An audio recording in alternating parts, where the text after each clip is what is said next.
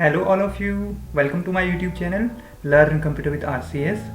Python fundamental series की इस video में आज हम एक स्ट्रिंग बेस्ड प्रोग्राम बनाएंगे जिसमें हम किसी गिवन स्ट्रिंग को एक पैटर्न में प्रिंट करना सीखेंगे। राइट एंगल ट्राइंगल के फॉर्म में हम किसी भी स्ट्रिंग को कैसे प्रिंट करते हैं उसके लिए हम एक प्रोग्राम बनाएंगे। चलिए स्टार्ट करते हैं अपने प्रोग्राम को। But before starting the program, अगर आप चैनल पर नए हैं तो चैनल को सब्सक्राइब कर लीजिए और नोटिफिकेशन के लिए आप बेल आइकन को प्रेस कर सकते हैं ताकि आपको लेटेस्ट वीडियोस की जानकारी मिल जाए। Let's start our program. आज का हमारा प्रोग्राम है किसी गिवन स्ट्रिंग को इस पैटर्न में राइट एंगल ट्राइंगल के शेप में प्रिंट करना। तो जब आप इस राइट एंगल ट्राइंगल को देख रहे हैं तो इसमें रोज़ और कॉलम से मिलकर बना हुआ है ये राइट एंगल ट्राइंगल। ठीक है, तो कितने रोज़ हैं इसमें? रोज़ की मैं अगर बात करूं तो स्ट्रिंग की जो लेंथ है, अगर स्ट्रिंग की लेंथ में काउंट करूंगा तो यहाँ पर स्ट्रिंग की लेंथ मुझे मिल रही है 1 2 3 4 5 6 कैरेक्टर इस स्ट्रिंग में है, तो इसकी लेंथ 6 है। और रोज़ की जब मैं बात करूंगा तो रो भी इसमें कितने हैं? 6 हैं। 1 2 3 4 5 और 6। ओके, तो इन सब चीज़ों को ध्यान में रख करके हमें एक प्रोग्राम बनाना है जो किसी गिवन स्ट्रिंग को इस पैटर्न में आपका प्रिंट करके आपको देगा, राइट एंगल ट्राइंगल के शेप में आपको प्रिंट करके देगा। ठीक है, तो आप देख रहे हैं कि फर्स्ट रो में एक ही कैरेक्टर प्रिंट होना है। दैट मीन्स एक ही कॉलम पर आपका कैरेक्टर प्रिंट होना है। इसी तरह अगर सेकंड रो की बात करूं तो उसमें 2 कॉलम पे कैरेक्टर्स को प्रिंट होना है। ठीक है, ऐसी थर्ड रो पे 3 कॉलम्स पे कैरेक्टर प्रिंट होना है। ठीक, तो यहाँ पर मैं यूज़ करूँगा आपका नेस्टेड फॉर लूप का, क्योंकि एक फॉर लूप यूज़ होगा इस रो को प्रिंट करने के लिए और एक फॉर लूप होगा आपका कॉलम्स पे कैरेक्टर्स को प्रिंट करने के लिए। ठीक है, तो चलिए स्टार्ट करते हैं इसकी कोडिंग को। उसके बाद जब प्रोग्राम बन जाएगा उसके बाद फिर हम इसको समझेंगे कि कैसे इसका पर्टिकुलर कोड रन किया है या वर्क किया है। ठीक है, सबसे फर्स्ट वर्क मुझे करना है कि यूजर से एक स्ट्रिंग इनपुट करा लेनी है। तो मैं उसके लिए यहाँ पर एक वेरिएबल ले रहा हूँ str और उसके अंदर इनपुट फंक्शन यूज़ करके मैं यहाँ पर एक मैसेज लिखता हूँ एंटर द स्ट्रिंग। ओके, इस तरीके से मैं यूजर से एक स्ट्रिंग इनपुट करा लूँगा। ठीक है, और सेकंड स्टेप में फिर इस स्ट्रिंग की मैं लेंथ कैलकुलेट कर देता हूँ। तो लेंथ कैलकुलेट करने के लिए मेरे पास len फंक्शन होता है। ठीक, यहाँ पर एक वेरिएबल लेते हैं लेंथ नाम से और उसके अंदर len फंक्शन का यूज़ करके मैं लेंथ को स्टोर कर देता हूँ। ओके, तो ये सेकंड स्टेप है। इस स्टेप ने क्या करा कि उस स्ट्रिंग की लेंथ कैलकुलेट कर दी। अब ना मुझे पहले जो लूप चलाना है वो रो के लिए चलाना है। ठीक है, और आपको ध्यान होगा जब मैंने उस फिगर में आपको बताया था कि इसमें नंबर ऑफ़ रोज़ कितनी है जितनी इसकी लेंथ है। ठीक है, इसीलिए मैंने यहाँ पर लेंथ भी कैलकुलेट करी। ठीक, तो अब मेरा एक फॉर लूप यहाँ पर यूज़ करना पड़ेगा मुझे। फॉर आई रिप्रेजेंट कर रहा है यहाँ पर नंबर ऑफ़ रोज़ को। ठीक है, ये कंट्रोल वेरिएबल भी है, लूप वेरिएबल इन रेंज। अब मुझे रेंज यूज़ करनी है, उसकी लेंथ तक इसको प्रोसेस करना है। तो मैं यहाँ पर पास कर दूँगा लेंथ वेरिएबल को। ओके, तो आपको जो रेंज प्रोवाइड होगी वो 0 से लेके लेंथ -1 तक आपका पूरा आउटर फॉर लूप चलेगा। इसके बाद मुझे सेकंड स्टेप है आपका inner for loop, that means columns के लिए। और आप ध्यान दे रहे हैं कि इस केस में क्या हो रहा है कि आपका फर्स्ट रो में केवल एक ही कॉलम पे वर्क हो रहा है। इसी तरीके से सेकंड रो में 2 कॉलम पे वर्क हो रहा है। ठीक है, तो इस पूरी प्रोसेस के लिए मुझे यहाँ पर इनर फॉर लूप यहाँ पर यूज़ करना है जो कॉलम को रिप्रेजेंट करेगा। तो मैं यहाँ पर जे कंट्रोल वेरिएबल ले रहा हूँ रेंज, और इसके अंदर मैं रेंज प्रोवाइड करूँगा इसको, ताकि ये फर्स्ट टाइम पे केवल एक बार चले और सेकंड टाइम पे 2 टाइम्स चले, इसी तरह से इटरेट हो।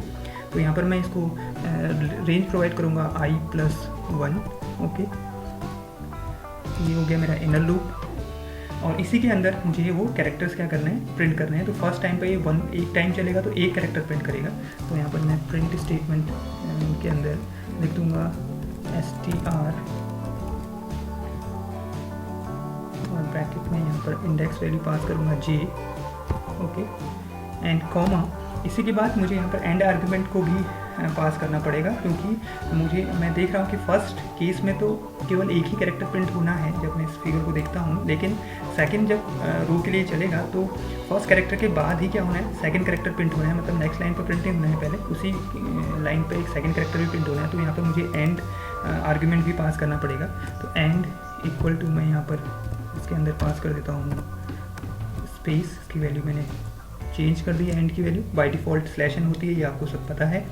देन जब ये कंप्लीट प्रिंट कर देगा कॉलम्स के लिए वैल्यूज़ को, फिर उसको कंट्रोलर को ये नेक्स्ट लाइन पे लेके आना है। तो मैं इस लूप से बाहर आऊँगा, इनर लूप से, और यहाँ पर एक प्रिंट स्टेटमेंट मैं लिख दूँगा। जो ये प्रिंट स्टेटमेंट क्या करेगा, आपको नेक्स्ट लाइन पे लेके आएगा कंट्रोलर को। जब फर्स्ट कॉलम पे आपका कैरेक्टर प्रिंट हो जाएगा, उसके बाद जब सेकंड रो की बात आएगी तो कंट्रोलर को नेक्स्ट लाइन पे लाने के लिए ये प्रिंट स्टेटमेंट मैंने यहाँ पर यूज़ किया है। एंड देन इसके बाद ये कंप्लीट आपका प्रोग्राम बन गया है। इसको आप सेव कर लीजिए, पैटर्न नाम से मैं इसको अभी सेव कर रहा हूँ। ओके, देन रन इट, और रन करते ही यहाँ पर आप एक स्ट्रिंग इनपुट करेंगे। सपोज मैंने स्कूल इंटर कर दी, तो जब आप देखेंगे इसका आउटपुट, तो आपको एक राइट एंगल ट्रायंगल के फॉर्म में इस तरीके से एक पैटर्न शो होगा। ठीक है, तो अब इस पूरे प्रोग्राम की वर्किंग को हम समझ लेते हैं कि कैसे ये पूरा प्रोग्राम वर्क कर रहा है। इस पूरे प्रोग्राम की प्रोसेसिंग को हम जान लेते हैं कि कैसे ये पूरा प्रोग्राम वर्क किया।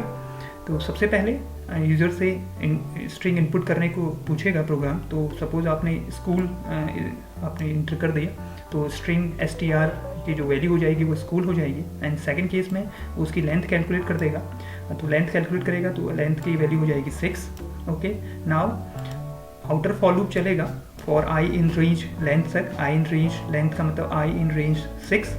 ओके, 6 का मतलब ये आपको जो सीक्वेंस प्रोवाइड करेगा 0 1 2 3 4 5। ओके, तो दैट मीन्स आई 0 के लिए, 1 के लिए, 2 के लिए, 3 के लिए, 4 के लिए और 5 के लिए इटरेट होना है। ठीक है, तो फर्स्ट केस में ये i इक्वल टू 0 के लिए इटरेट होगा, दैट मीन्स फर्स्ट रो। ठीक, फर्स्ट रो पे वर्क होगा। फर्स्ट रो पे वर्क होगा तो उसके लिए फिर कॉलम वाला लूप चलेगा, j in range i+1, j in range i+1, that means j in range i+1 का मतलब फर्स्ट केस में 0 + 1 1, और जो आपको सीक्वेंस मिलेगी उसमें केवल एक ही एलिमेंट होगा 0। तो आपका जो प्रिंट स्टेटमेंट काम करेगा इनर लूप के लिए, स्ट्रिंग प्रिंट स्ट्रिंग 0, स्ट्रिंग 0 पे स्टोर होगा आपका s, इंडेक्स 0 पे जो वैल्यू होगी वो s स्टोर होगी। तो इसका मतलब s आपकी स्क्रीन पर प्रिंट हो जाएगा। ठीक है, और देन उसके बाद एंड मतलब स्पेस, अगला कैरेक्टर भी उसी के साथ प्रिंट होगा। लेकिन इस केस में क्या है, क्योंकि जो जे लूप है वो केवल एक टाइम चलना है, तो इसका मतलब अगला कैरेक्टर तो है ही नहीं। तो अब अगला सीधे कंट्रोलर कहाँ आ जाएगा, प्रिंट स्टेटमेंट पर आ जाएगा। ये प्रिंट स्टेटमेंट क्या करेगा, कंट्रोलर को नेक्स्ट रो पे ले आएगा, नेक्स्ट लाइन पे। ओके, तो इस तरीके से ये वर्क किया i = 0 के लिए। अब इसी तरीके से प्रोग्राम i = 1 के लिए वर्क करेगा। i = 1 का मतलब सेकेंड रो। सेकेंड रो के लिए जब j आपका इनर लूप कॉलम्स के लिए j वर्क करेगा, तो j इन रेंज 2, i+1 का मतलब यहाँ पर 1 + 1 2 हो जाएगा। 2 का मतलब जो सीक्वेंस आपको मिलेगी वो 0 और 1 मिलेगी। ठीक है, तो दैट मीन्स j जो है 0 के लिए भी चलना है और 1 के लिए भी वर्क करना है। तो जब 0 के लिए वर्क करेगा तो प्रिंट स्टेटमेंट वर्क होगा, तो स्ट्रिंग 0 प्रिंट होगा। स्ट्रिंग 0 पे है s, तो s प्रिंट हो गया। उसके बाद एंड स्टेटमेंट लगा हुआ है, तो इसका मतलब नेक्स्ट कैरेक्टर उसी के बगल में प्रिंट होगा। तो अब j फिर से दोबारा से j = 1 के लिए वर्क करेगा, और 1 के लिए वर्क करेगा तो str1 1 इंडेक्स पे जो वैल्यू है, 1 इंडेक्स पे वैल्यू है c। तो आपका सेकेंड लाइन पे s और c प्रिंट हो चुका है। ठीक है, 2 बार आपका j लूप वर्क करना था, तो j ने वर्क कर दिया है। अब नाउ थर्ड केस में ये प्रिंट स्टेटमेंट वर्क करेगा, और इसका मतलब कंट्रोलर को नेक्स्ट लाइन पे ले आएगा। नेक्स्ट लाइन पे नेक्स्ट लाइन पे पहुंचने के बाद फिर i = 2 के लिए लूप, आउटर लूप फिर से इटरेट होगा रो के लिए। ठीक है, थर्ड रो के लिए, थर्ड रो में भी यही प्रोसेस होगा। फिर से इनर लूप j जो है आपका रेंज चलेगी 3 तक। 3 का मतलब ये आपको सीक्वेंस प्रोवाइड करेगा 0 1 2। ठीक है, तो दैट मीन्स ये 0 के लिए वर्क करेगा। जब 0 के लिए वर्क करेगा तो s प्रिंट करेगा। जब 1 के लिए वर्क करेगा j, तो c प्रिंट करेगा उसी लाइन पे। और जब 2 के लिए वर्क करेगा तो आपका h प्रिंट कर देगा स्ट्रिंग 2 पे जो आपका कैरेक्टर स्टोर है। स्ट्रिंग 2 का मतलब 2 इंडेक्स पे जो कैरेक्टर स्टोर है। तो इसी तरीके से आपका जो थर्ड रो है, थर्ड रो में आपको s, c और h 3 कैरेक्टर्स प्रिंट हो गए। ठीक है, एंड देन फिर फाइनली प्रिंट स्टेटमेंट, ये प्रिंट स्टेटमेंट कंट्रोलर को नेक्स्ट लाइन पे ले आएगा। अब i फोर्थ रो के लिए चलेगा i = 3 वैल्यू के लिए। ठीक है, फोर्थ रो के लिए फिर j जब इनर लूप चलेगा तो उसकी रेंज हो जाएगी 4 तक, i+1 दैट मीन्स 4 तक हो जाएगी। 4 का मतलब ये j चलना है 0 1 2 3 के लिए। ठीक है, तो j जब 0 के लिए चलेगा तो s प्रिंट होगा फोर्थ रो पे। फिर उसी के बगल में j = 1 के लिए c प्रिंट हो जाएगा स्ट्रिंग 1 पे, और j = 2 के लिए एच प्रिंट हो जाएगा स्ट्रिंग 2 के लिए, और j इक्वल टू 3 के लिए ओ प्रिंट हो जाएगा स्ट्रिंग 3 इंडेक्स पे जो कैरेक्टर है। ठीक है, तो इस तरीके से आपका जब 4th रो प्रिंट होगा तो उसमें 4 कैरेक्टर्स आपके स्क्रीन पे प्रिंट हो जाएंगे। ठीक है, फिर देन फाइनली आपका प्रिंट स्टेटमेंट, लास्ट वाला प्रिंट स्टेटमेंट वर्क करेगा और कंट्रोलर को नेक्स्ट लाइन पे ले आएंगे। इसी तरीके से ये 5th रो के लिए फिर i 4 के लिए चलेगा जो 5th रो को रिप्रेजेंट कर रहा है, और j जब इनर लूप हम वर्क करेंगे इनर लूप पे, तो इनर लूप की जो रेंज हो जाएगी वो हो जाएगी i+1 दैट मीन्स 5, और j को चलना है दैट मीन्स j 0 1 2 3 4, 0 के लिए वो s प्रिंट करेगा, 1 के लिए c, 2 के लिए h, 3 के लिए o और 4 के लिए भी o प्रिंट करेगा उसी 5th रो में। ठीक है, तो 5th रो में इस तरीके से आपका ये प्रिंट हो जाएगा, और देन फाइनली फिर प्रिंट स्टेटमेंट आपको नेक्स्ट लाइन पे ले आएगा कंट्रोलर को। फाइनली आपका जो लूप अब चलना है वो i इक्वल टू 5 के लिए दैट मीन्स 6 रो के लिए चलना है।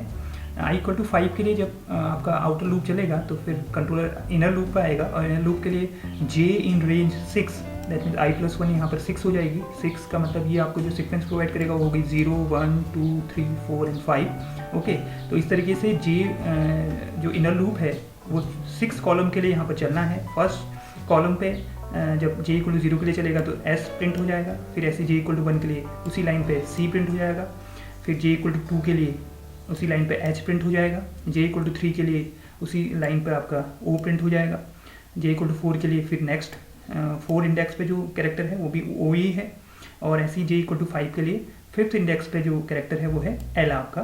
ठीक है, स्ट्रिंग में। तो इस तरीके से आपका लास्ट रो पे सारे कैरेक्टर्स प्रिंट हो गए, क्योंकि जो इनर लूप चलना था कॉलम वो चलना था 0 से लेके 5 तक, तो 0 के लिए s, 1 के लिए c, 2 के लिए h, 3 के लिए o, 4 के लिए o और 5 के लिए l आपकी स्क्रीन पर प्रिंट हो गया। तो अब कंप्लीट हो चुका है, क्योंकि i आपका चलना था 0 से लेके 5 तक, तो हमने 5 तक i को भी इटरेट करा दिया है। ठीक है, तो दैट मीन्स रो को भी हम सारे इटरेट करा दिए हैं, आपके 6 रोज पूरे वर्क हो गए हैं। फाइनली ये प्रिंट स्टेटमेंट काम करेगा और कंट्रोलर को नेक्स्ट लाइन पर ले आएगा। इस तरीके से ये पूरा का पूरा प्रोग्राम आपका वर्क कर रहा है। अब आप इसको एक बार और दोबारा से रन करके देख लीजिए। जब इस प्रोग्राम को दोबारा से रन करेंगे तो इस केस में मैं इसमें स्ट्रिंग कुछ और स्ट्रिंग इसमें स्टोर करता हूँ। सपोज मैं यहाँ पर स्टोर कर रहा हूँ पाइथन, तो आपको ये उसी सीक्वेंस में आपको एक पैटर्न आपको देगा जो भी आप स्ट्रिंग इसमें इनपुट करेंगे। आई होप आपको ये पूरा कंप्लीट प्रोग्राम समझ में आ गया होगा कि कैसे हम किसी भी गिवन स्ट्रिंग को एक ट्रायंगुलर शेप पैटर्न में प्रिंट करेंगे। कैसा लगा आपको ये प्रोग्राम, आप कमेंट सेक्शन के माध्यम से मुझे कमेंट करके बता सकते हैं। अगर प्रोग्राम अच्छा लगा है तो इसे ज़्यादा से ज़्यादा लोगों में शेयर करिए, और चैनल को अभी तक सब्सक्राइब नहीं किया है तो चैनल को सब्सक्राइब कर लीजिए। नोटिफिकेशन के लिए आप बेल आइकन को भी प्रेस कर सकते हैं। मिलते हैं अगले वीडियो में एक नए प्रोग्राम के साथ। Thanks for watching.